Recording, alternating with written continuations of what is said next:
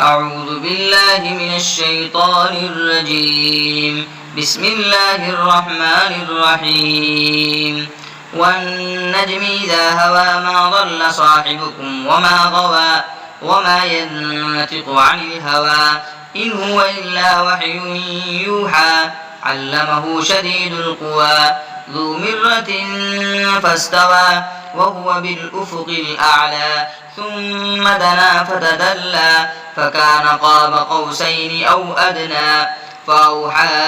إلى عبده ما أوحى ما كذب الفؤاد ما رأى أفتمارونه على ما يرى ولقد رآه نزلة الأخرى عند سدرة المنتهى عندها جنة المأوى إذ يغشى السدرة ما يغشى ما زاغ البصر وما طغى لقد رأى من آيات ربه الكبرى أفرأيتم اللات والعزى ومناة الثالثة الأخرى ألكم الذكر وله الأنثى تلك إذا قسمة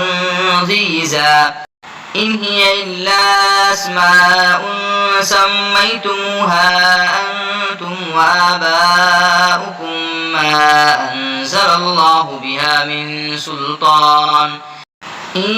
يتبعون إلا الظن وما تهوى الأنفس ولقد جاءهم من ربهم الهدى أم للإنسان ما تمنى فلله الآخرة والأولى وكم من ملك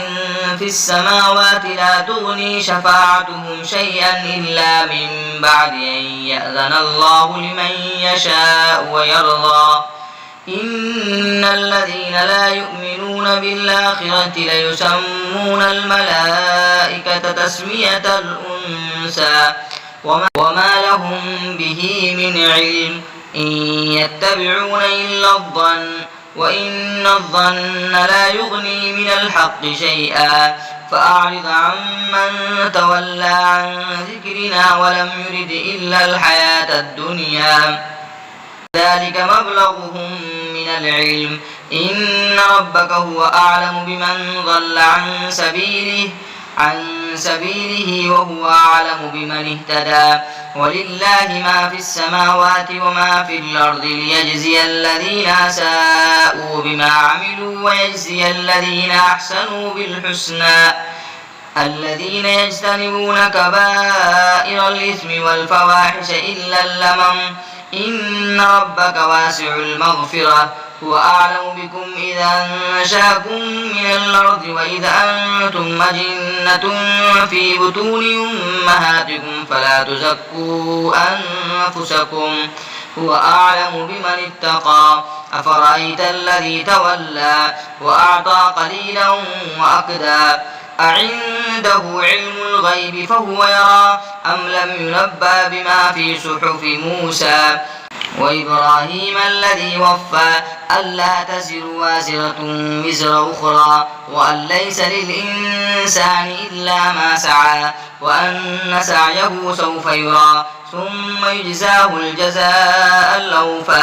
وأن إلى ربك المنتهى وأنه هو أضحك وأبكى وأنه هو أمات وأحيا وأنه خلق الزوجين الذكر والأنثى من نطفة إذا تمنى وأن عليه النشأة الأخرى وأنه هو أغنى وأقنى وأنه هو رب الشعرى وأنه أهلك عادا الأولى وثمود فما أبقى وقوم نوح من قبل إنهم كانوا هم أظلم وأطغى والمؤتفكة أهوى فغشاها ما غشى فبأي آلاء ربك تتمارى هذا نذير من النذر الأولى أزفت الآزفة